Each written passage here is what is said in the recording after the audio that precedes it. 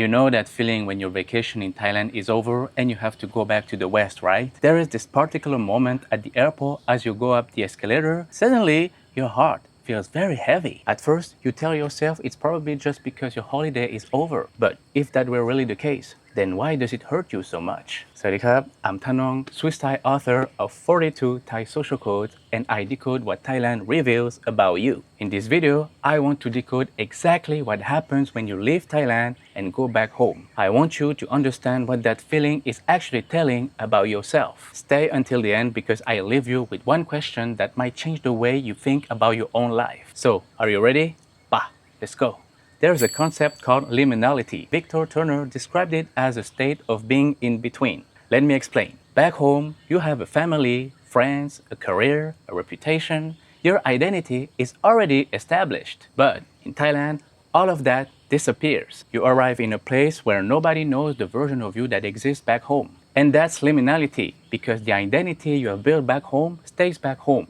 And in Thailand, your identity hasn't been defined yet. You are in a state of being in between. Many psychologists who study identity transitions have found that the most significant personal change tend to happen not during stable periods, but during moments like this. When we are in between identities, for most people, this period of liminality doesn't last very long. In most cases, you come to Thailand in vacation and you go back home and life goes on. But if you stay in Thailand long enough, the effects of liminality become much more powerful. Your brain slowly starts to treat the identity you're building in Thailand as your new normal. And that, my friend, is the first piece of the puzzle. That's one of the reasons leaving Thailand feels so difficult. You are not saying goodbye to a place, you are saying goodbye to a version of yourself.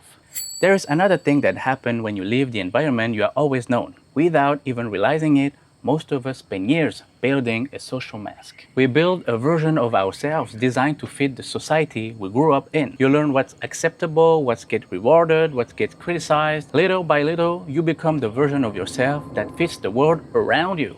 But when you leave your country to travel, study, or work somewhere else, you arrive with a blank page. The people who have the most influence on you aren't here anymore. You have no history, no reputation, so there is no reason to keep wearing a mask. This isn't unique to Thailand. It happens anytime you leave the environment that shaped your identity. But Thailand adds something special that makes this experience very different. In many Western countries, people are often comfortable questioning you and correcting you. For example, someone you have only just met might criticize something you have just said, or a colleague might challenge you in front of everyone during a meeting. It feels like random people keep giving you little reminders of who they think you should be. In Thailand, this almost never happens outside your close circle. To understand why, you need to understand 2 Thai social codes that I explain in my book. The first one is Kreng Chai. It's the instinct to avoid imposing yourself on other people, and you don't want to make them uncomfortable or create unnecessary tension. The second one is Chayen.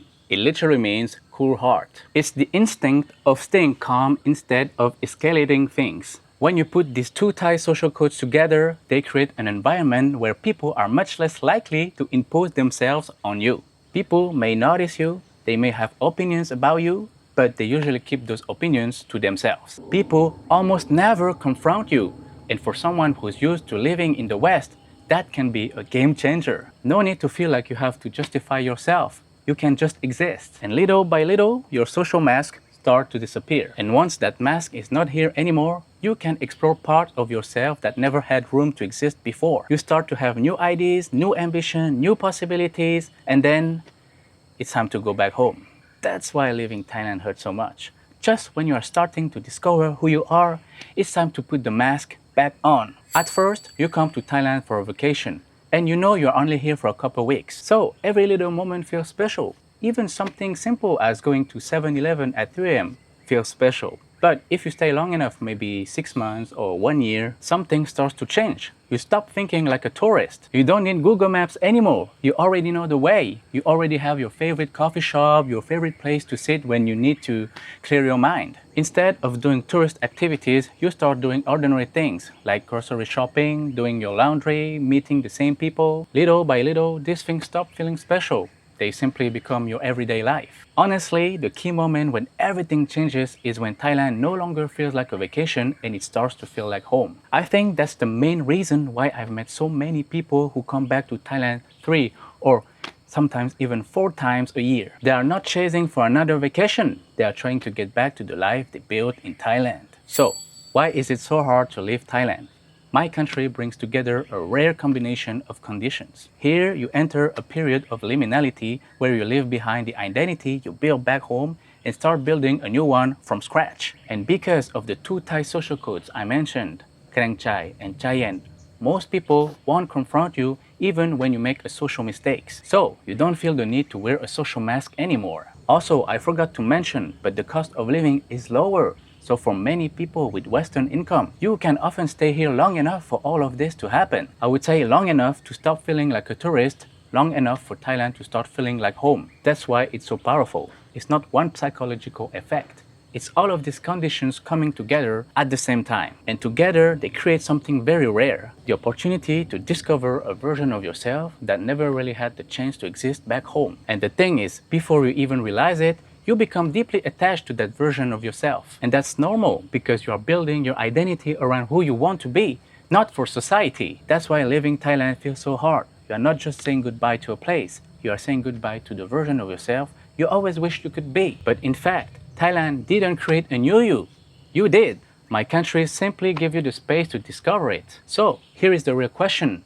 How different are you in Thailand? If the answer is not that different, then maybe Thailand doesn't change who you are. It's simply a place where you can take a break from life back home. But if the difference is huge, if you are more confident, more curious, more relaxed, more yourself, then don't ignore that feeling. Use Thailand as a mirror to better understand yourself. Think about it. If the gap between who you are in Thailand and who you are back home is huge, then it's probably time to ask yourself some serious questions. Why does that version of you seems to only exist here in Thailand? Why can't you be really yourself back home?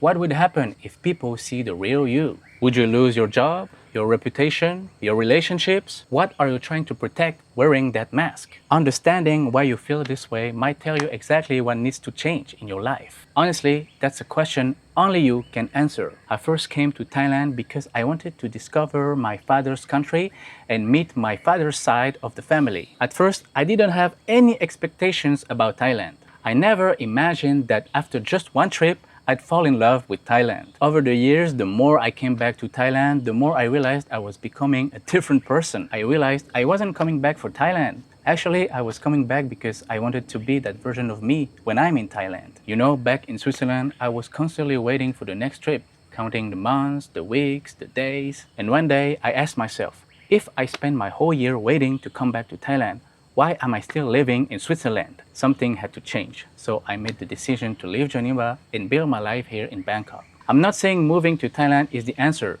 Living here comes with a lot of challenges too. But if you constantly catch yourself thinking, I miss Thailand, and if going back home feels like losing a part of yourself, then maybe it's finally time to take that feeling seriously. Maybe that feeling is telling you something about the next chapter of your life. So, what about you?